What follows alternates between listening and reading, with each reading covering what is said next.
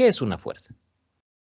La Tierra ejerce una fuerza llamada gravedad sobre los objetos cercanos, de manera que estos caen hacia su centro de masa, lo que conocemos comúnmente como el centro de la Tierra. Y estos objetos atraídos por la Tierra solo se detienen al toparse con la superficie de la Tierra, valga la redundancia. Entonces, en el sistema de dos pesos que obtuvimos al apilar pesos de un lado, pesos de otro, pasa el siguiente fenómeno.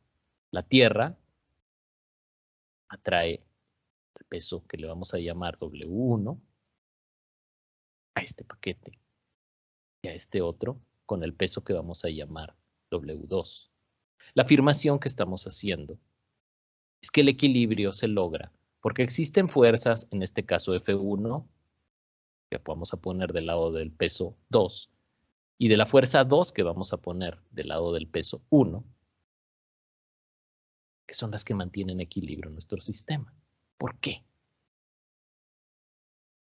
Una de las claves podría ser en que pusimos los subíndices, los numeritos que acompañan a las fuerzas de manera cambiada.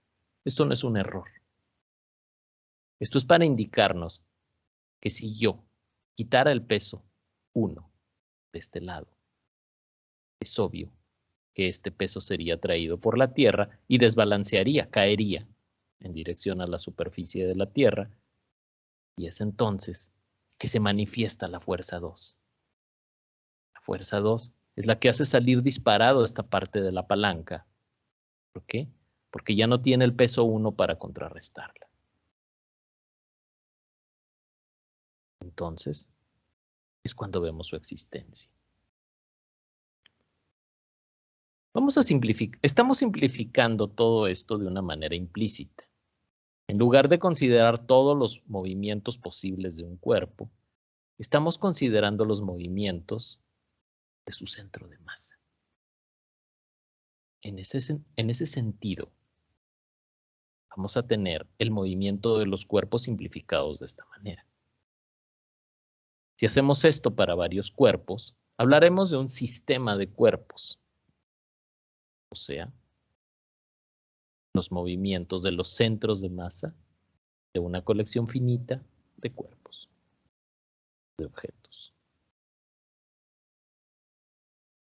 Esto se puede decir mejor de la manera siguiente.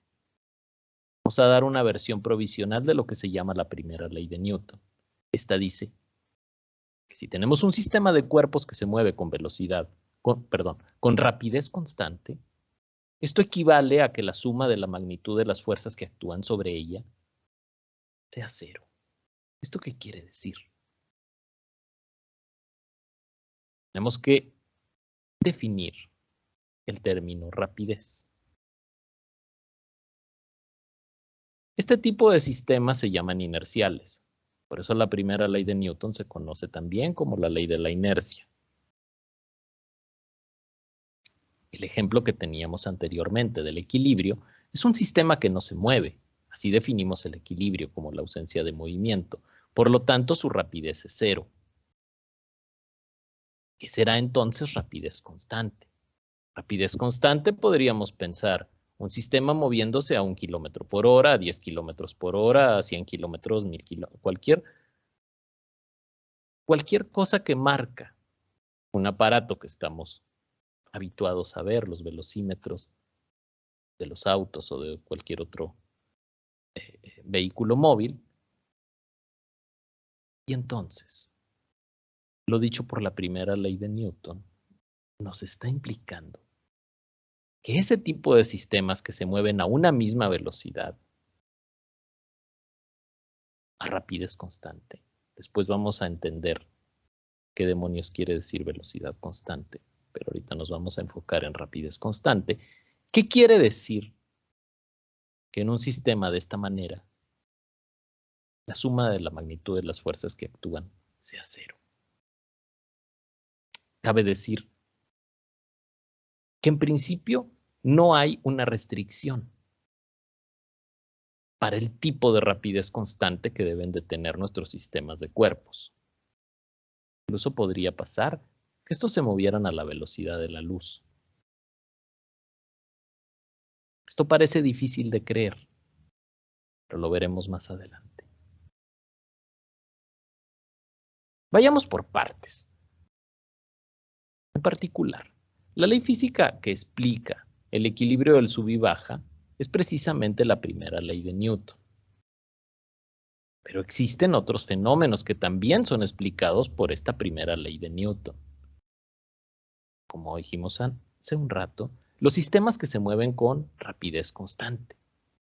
¿Podríamos dar algunos ejemplos? En la naturaleza, por ejemplo. Claro, pero al menos estos son aproximados. Un ejemplo es cuando algo se mueve encima de hielo. Hielo prácticamente no tiene fricción. Y entonces, deportes como el patinaje sobre hielo y algunos otros son ejemplos de sistemas que son prácticamente inerciales. Otro ejemplo es el jueguito del air hockey. En esta mesa hay una corriente de aire que impulsa un pequeño disquito para que la gente juegue con él, una especie de tenis de mesa. Incluso los cuerpos celestes se mueven inercialmente. Más adelante vamos a hacer una demostración práctica con un pequeño aparatito que está en nuestro laboratorio, muy parecido a una mesa de air hockey.